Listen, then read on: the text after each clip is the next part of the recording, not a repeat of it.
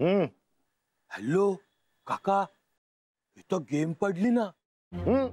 हा मोठा मॅटर झाला इथं. प्रकाश, अरे मी काय तुझ्या शाळेतला मित्र नाहीये.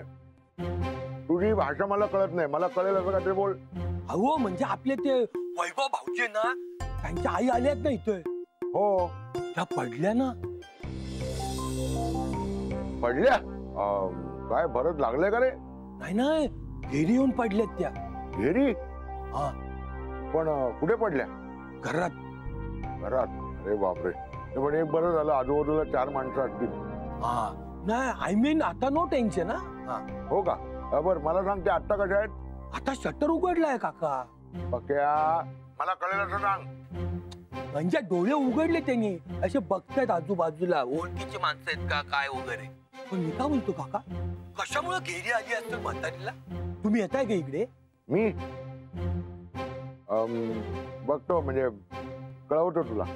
हा हा, मी आज जातो. हा मग. काय हो, कुणाचा फोन होता? हे प्रकाशचा फोन होता. पक्याचा फोन आत्ता? अगं ते वैभवची आई चक्करून पडली ना. अगो बाई, अहो पण हे पक्याला कसं काय कळलं? तो तिथेच होता. गावाला? आता तो कधी गेला तिथे आणि काय करतोय तिथे?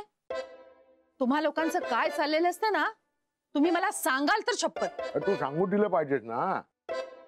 आता मी पूर्ण सांगतो, ऐक जरा. सांगा. वैभवचे आई वडील इथे आलेत. काय? कधी? काल. काल आले? तरी तुम्हाला कधी कळलं? अगं आपण असताना त्यांना फोन नव्हता का आला? आणि तुम्ही मला हे आत्ता सांगताय? म्हणता जाऊ दे ना, त्यांची तब्येत बिघडली, आपल्याला जायला पाहिजे. मुळीच नाही. अगं पण हे बघा, मी कुठेही येणार नाही आणि तुम्हीही जायचं नाही, सांगून ठेवते. पानं वाढायला घेतेय.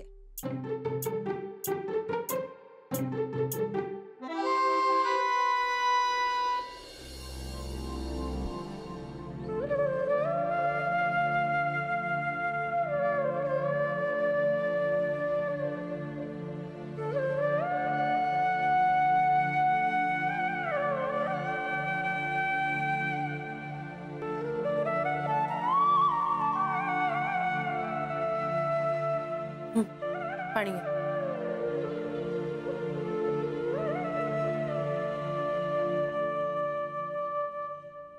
वैभव, खाऊन घेतोस का थोडं काहीतरी? नाही नको. बरं ऐक ना, तू घरी फोन करून कळव. हो, मी पक्याला सांगितलंय फोन करायला. एव्हाना घातलं असेल त्यांनी बाबांच्या कानावर. कुठे गेलाय तो? तो बसलाय बाहेरच पारावर. मी थांबवलंच आहे त्याला. उगाच मदतीला काही लागलं तर असावं. काही गरज नाहीये म्हणा, आई बरी दिसते तशी. उद्या सकाळी बघू.